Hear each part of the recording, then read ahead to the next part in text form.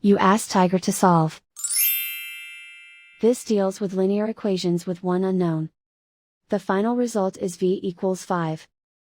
Let's solve it step by step. Swap sides. Isolate the v. Divide both sides by -6. Cancel out the negatives. Simplify the fraction. Cancel out the negatives.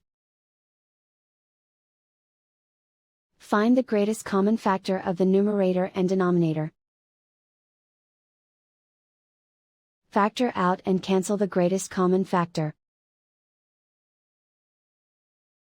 And so the final result is v equals 5.